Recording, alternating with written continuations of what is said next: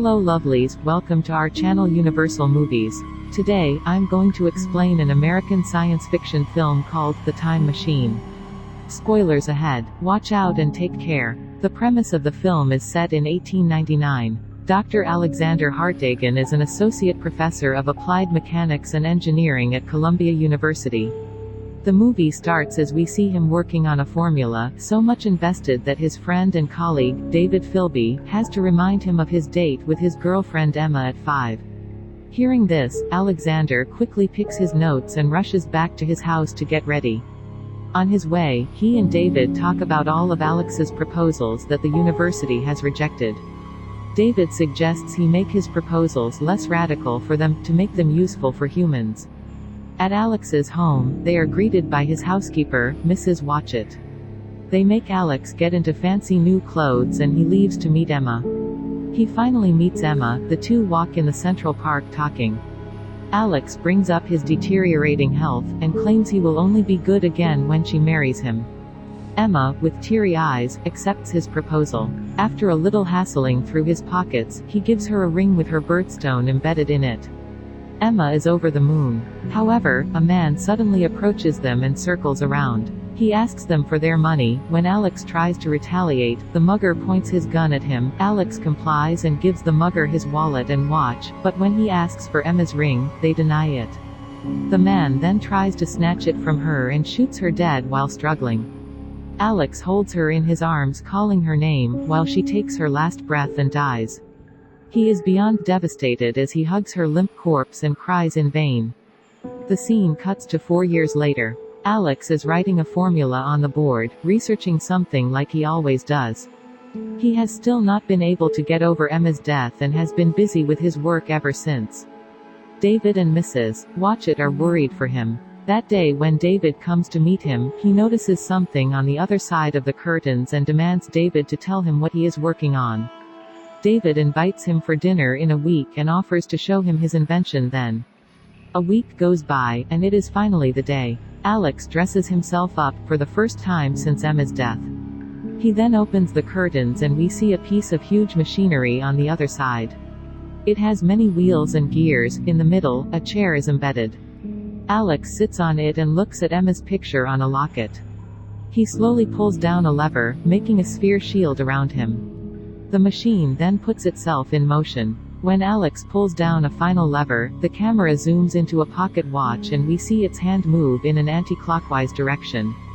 As it turns out, the machine Alex is using is a time machine. He has put his blood and sweat into the machine, to go back to the day Emma died 4 years ago and save her.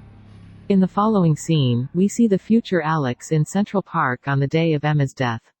She sees him and runs towards him. Alex is stunned to see his precious love back. He kisses her in delight and runs her to the nearest chariot to take her away from the park. They get off the chariot in the middle of the city. Alex tells her to go to her home and stay there for the night. Assuming that the past Alex will come to Emma's home at night, he tells her to not be confused and just remember that he loves her.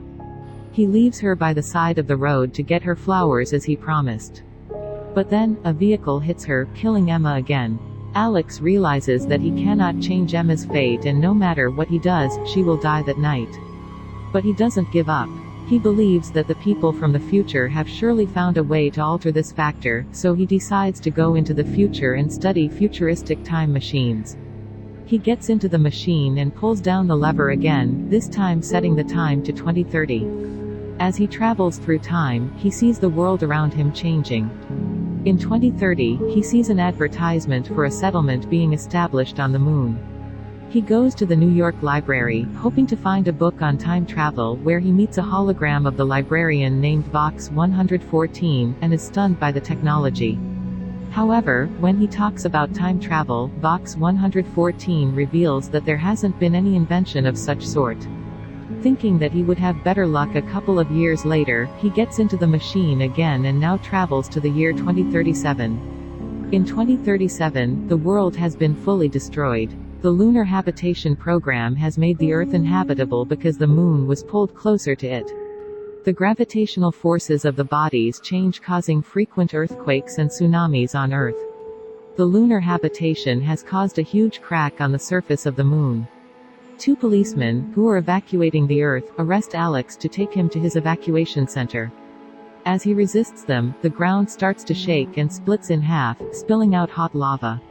Alex quickly gets into his machine and drives away, but amidst the chaos, hits his head on a piece of metal, making him go unconscious. The time machine starts its journey, but an unconscious Alex isn't there to stop it.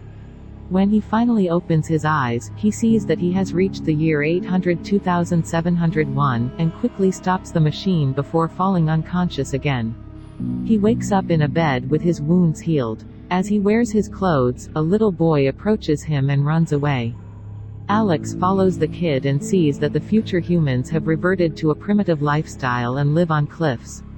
They all come to Alex and watch him in awe, but do not seem to understand English, except for a girl named Mara who can speak the language fluently. Alex tells her that he is a time traveler, but Mara tells the others he is just a wandering fool so that they won't kill him. Those people are called the Elwha. A loud honking is heard, and everyone goes into their shed. That night, he stays at Mara and her brother, Kalen's place. He sees the broken pieces of the moon in the sky. The following day, Mara takes Alex to his time machine. The two see that it has not been damaged. Mara insists Alex take Kalen with him to the past. Before Alex can ask why loud honking is heard in the background, Mara freaks out and runs to save Kalen, as a confused Alex follows her. Everyone around them starts running back to the cliffs as well. Suddenly, Alex comes face to face with a beast-like creature. They are called the Morlocks. More of them emerge from the ground and start attacking everyone. They tie the people they can get their hands in, and take them to the ground. Alex watches as one of them gets Mara and sinks with her into the soil. When all of them are gone, Alex tries asking the others where the Morlocks take them, but Kalen tells him that when the Elwha are taken, they are not supposed to talk about it.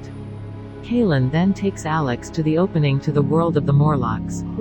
They climb down into a cave and Alex realizes that it is the New York Library.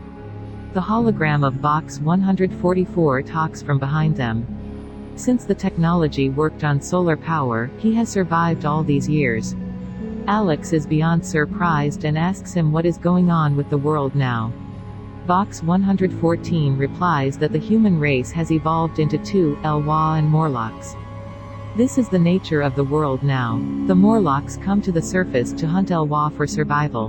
Box then reveals that to reach the world of Morlocks, they should follow the breathing. Kalen and Alex hear the noise and follow it to reach a massive statue of a demonic face whose mouth is an opening to Morlock's world. He leaves Kalen outside and climbs down underground carefully. He finally reaches the place and sees a whole civilization there. He then sneaks into a room and accidentally falls into a pond full of human remains. Alex is then found by a Morlock and sent into their leader's chamber. The leader explains that when the moon dissociated, some people sank under the ground with nowhere else to go.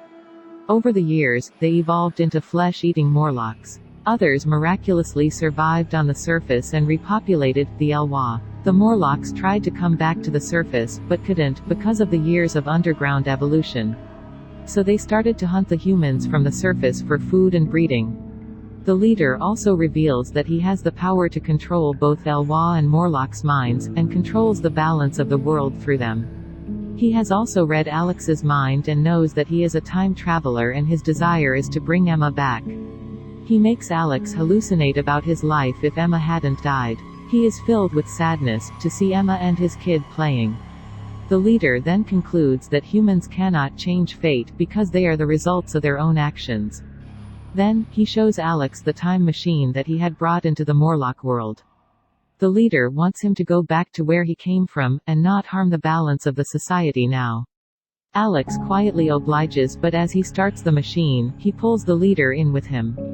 The two struggle for a while. Alex holds him outside the machine's sphere and starts it. The leader dies rapidly by aging. He again stops the machine in the future and sees that the place is filled with Morlock's cave, suggesting that the place is now ruled by Morlocks. Alex then comes back to save Mara and brings her out of the cage. The Morlocks get angry and leap to attack them, but Alex jams a gear in the machine, creating a massive distortion in time. The time machine explodes, taking all of Morlock's world with it, but Mara and Alex manage to run out of the cave just in time. With his time machine gone, Alex decides to stay with Eloi as he has found satisfaction here. In the future, we see Vox 144 teaching Eloi children about the past of humans. Alex brings Murray and Kaylin to the place where his lab used to be. As he talks to them, somewhere in another time, David and Mrs. Watchett enter Alex's lab and discuss his disappearance. David claims that Alex is happy wherever he is and offers Mrs. Watchett to come work as his housekeeper. Subscribe for more videos like this, turn on notifications, and leave a like to help the channel out. Thank you for watching.